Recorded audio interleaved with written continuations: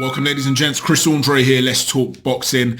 A number of you have been on my case over the last few days. Chris, have you seen what's been going on with Jair Pataya leaving Tyson Fury's camp? Have you heard the rumours? What do you make of it all? What do you think of Lennox Lewis and his comments about AJ and the Francis Ngannou fight? Are there double standards there? Is there a beef? Is he being unfair? What do you think about Natasha Jonas and MIKAELA Mayer? Was it a robbery? How do you think that fight played out? And when are you going to give us a technical breakdown for Jaime Munguia against John Ryder? I've been so busy with work. I'm trying my very best. I'm filming this now at 3:45 in the morning. I will try and film straight after this the technical breakdown for Munguia and Ryder as well, and we'll upload that either tomorrow evening or the morning after. So there'll be traffic moving on this channel. Please stay tuned. We'll bring you some content that hopefully you enjoy. For this particular video, let's address one of the issues that you guys have been talking to me about. Natasha Jonas getting a split decision victory over MIKAELA Mayer in the UK. One of the things that stood out to me is that I didn't see the fight live, I was working, but my Twitter timeline was going mad. About 80% of my timeline felt that MIKAELA Mayer won the fight. Of that 80%, whilst a lot of them were calling robbery, you had about 30% that were saying, actually, this was a close fight that could have gone either way. It's definitely not a robbery.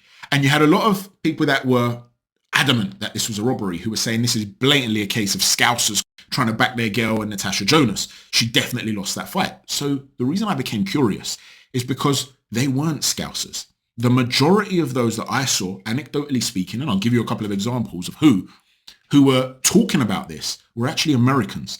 People like Karma Serene, who's got her own very funny Twitter page and a really good boxing channel on YouTube as well. Same with Joe Habib. They were seeing things differently, for an example. Joe Habib had it a draw.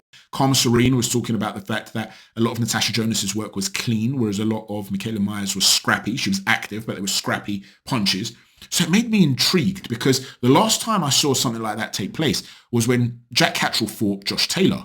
A lot of people, especially Brits, were calling it a terrible robbery. I myself felt that Jack Catterall legitimately won the fight. However, a lot of American fight fans were saying, maybe I thought Catterall won the fight too, but it was a very close fight. It could have gone either way. This talk of robbery is crazy. It was Josh Taylor that was the aggressor. Well, I'm somebody who believes in effective aggression. There's no point in just being aggressive. You have to be landing clean punches in order to be getting the points. It's not just a case of, yeah, let me go forward. So how effective was she? Let's talk about this. But one last thing I'll say. When MIKAELA Mayer fought Alicia Baumgardner, you had the same sort of calls of a robbery. And I was scoring that fight round by round, live on Twitter. The thread should still be there. And I was talking about the fact that the commentary team, I'm talking about this live, the commentary team are doing a disservice to Baumgardner, because a lot of the shots are not landing from MIKAELA Mayer, even though she's the aggressor. And it's Baumgardner early on that is landing the clean shots. She legitimately won that fight. So I was interested. I was intrigued.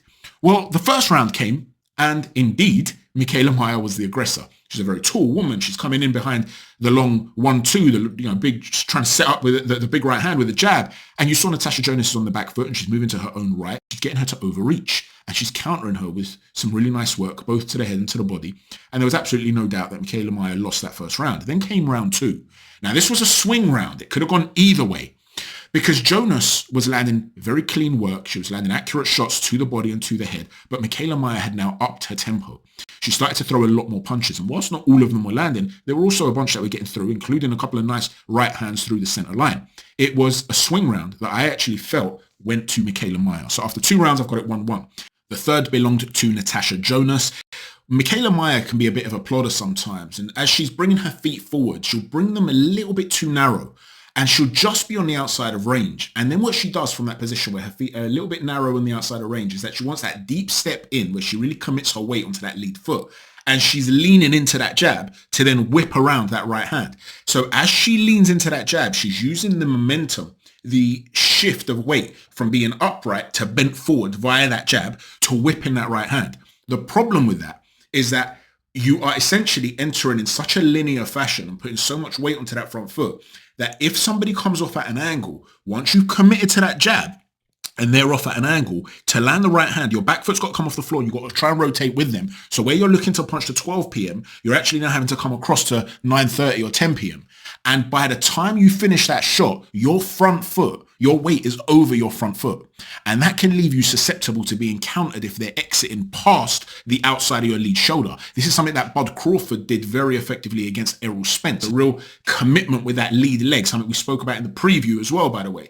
A deep step jab, and then you fall short. Natasha Jonas was able to use that lead jab and that deep step as a tell to time MIKAELA Mayer. But Mayer made an adjustment to that in the following round. You see, before she was trying to use the jab as a rangefinder, but because Jonas was moving away, by the time she's lined her up with that jab, Jonas is still on the move, she's then overreaching with the right hand. Now she's starting to lead consecutive shots with the backhand. So it's the first point of engagement. She feels she's close enough, she's launching the backhand. That was surprising Natasha Jonas. And one of the reasons it was surprising her is because Jonas's defense was very much focused on her feet. She's trying to get on the back foot and move away from MIKAELA, but she's not doing anything with her upper body.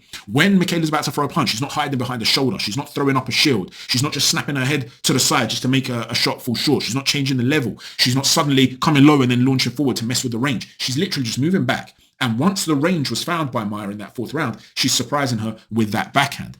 And for me, you also saw that Jonas was holding her feet a little bit too much, which allowed MIKAELA Mayer to come in close like that. Then came the fifth round. And now she wasn't holding her feet as much, Jonas, and she was moving. She was staying away from that right hand. She was doing a much better job of it. And she was throwing hooks when she was coming off the line, when she was in that pocket. So although I was explaining how she wasn't doing much upper body movement or lateral head movement or anything like that when she's on the move, she was doing it when she was in the pocket. When her feet were planted, she'd land to the body and she would come under shots, or she'd throw a shot and come off the line.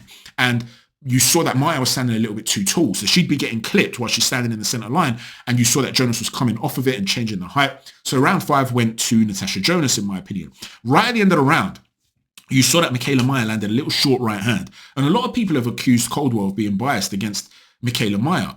He made a big thing about that short right hand, and so it affected Natasha Jonas. I didn't see it affect her at all. I didn't see it live that it affected her massively. I didn't see it that it affected her massively at the end of the round in slow motion either. She got caught with a short little right hand. She was okay. She then turned MIKAELA Mayer, and the fight ended in that moment. The round ended in that moment. There was no way that was enough to swing the round in favor of MIKAELA Mayer. So 3-2 to Natasha Jonas after 5. Then came round 6. Now in this round, you saw that MIKAELA Mayer was finding a home for the right hand when Natasha was offering the center line by staying too central. She was staying in that pocket in a central position. If she was backing out, she was backing out in straight lines. And whilst Jonas was sporadically having success by attacking Mayer prior to Mayer's reset, she would then hold that center line too much and she was getting caught. She was getting outworked. 3-3 after 6 rounds. Then came round 7. MIKAELA Mayer started the round by targeting the body from range. So that was another adjustment. See, prior to that, she was coming low and often targeting the body with some hooks. And she started to do that a lot more as the fight wore on. We'll talk about that in a moment.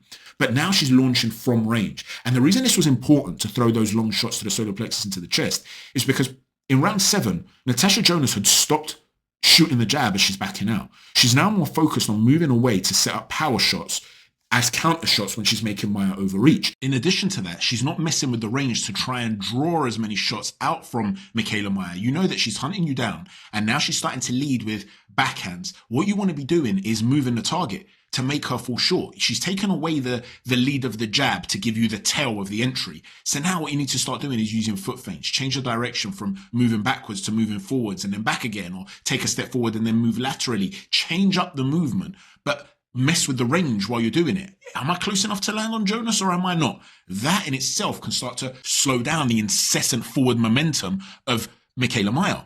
But by not using the jab, when Mayer was not falling over that front foot, she wasn't overreaching, she was able to be touching Natasha Jonas with that jab and dictating the range, and she just wasn't active enough, Natasha Jonas. So in my opinion, she lost that round, and although she had a good second half of the round, a decent second half of the round, it was still Mayer that was winning it by landing some really nice shovel hooks into the body.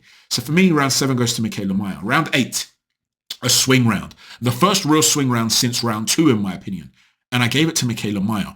She was getting a little bit lower now in the pocket. She wasn't throwing these hooks that were going over the head of Natasha as she was coming underneath. She was getting a bit lower with her, and she was targeting the body with those really nice shovel hooks and uppercuts to the body. And Natasha Jonas was responding in kind. And again, in the second minute of this round, she was doing fairly well, but Mayer was still outlanding her. So although she had a good period in that final minute, the first minute of the round, in my opinion, was definitely Mayer's. And in the second, it was close. Even if you edged it to Natasha over the course of the round, I just felt Mayer was outlanding her.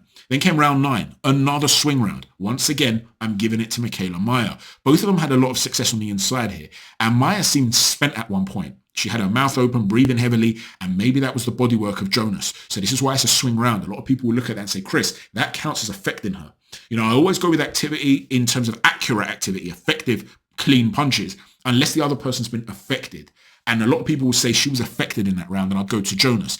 I'm just not 100% sure she was hurt. I think she worked hard. She was taking in a deep breath. But there was one point when they were in the clinch. She seemed, she was feeling the pace. But I still felt as though it went to MIKAELA Mayer, with both fighters having success on the inside. Then came round 10, another swing round. Natasha Jonas was landing some big shots in that final round. And you saw that Mayer was taking them well.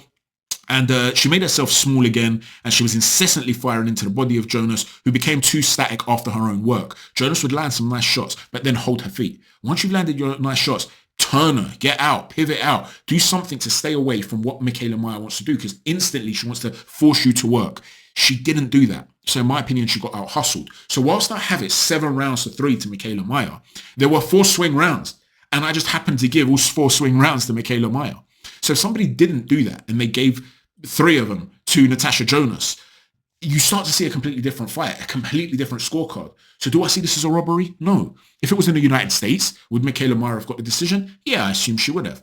But so what? A lot of people talking about this hometown cooking and stuff like that. 95%, and that's just an arbitrary number, it might be even more, of big fights happen in the United States. When you see all these Europeans and Asians and Africans have to go to the US, and they're involved in very close, tough fights, Australasians and so on and so forth, and they don't get the decision, no one complains about that. Nobody sits there and says, well, these Americans were fighting on home soil. Where is this idea that home advantage is suddenly, this divine right for an American fighter? Yeah, she had to travel abroad. Maybe the crowd roar affected the judges in certain moments. Maybe she legitimately lost the fight. It was a very close fight. But this idea that this was hometown cooking and this terrible decision, I just don't see it. I felt Mayer won the fight. I felt she lost to Baumgardner. I'd love to see the rematch for this one. Neither one of those 2 fights warranted the raucous shouts of robbery that we're seeing. Let me know what you think, ladies and gents. How did you break down this fight? How did you score it? Where do you think the fight was won and lost? Please leave a comment in this comment section down below. Don't forget to hit a stiff jab on the like button, a right cross on the subscribe button, and an uppercut on the notifications button. Thanks for watching. Chat to you soon. Take care. God bless.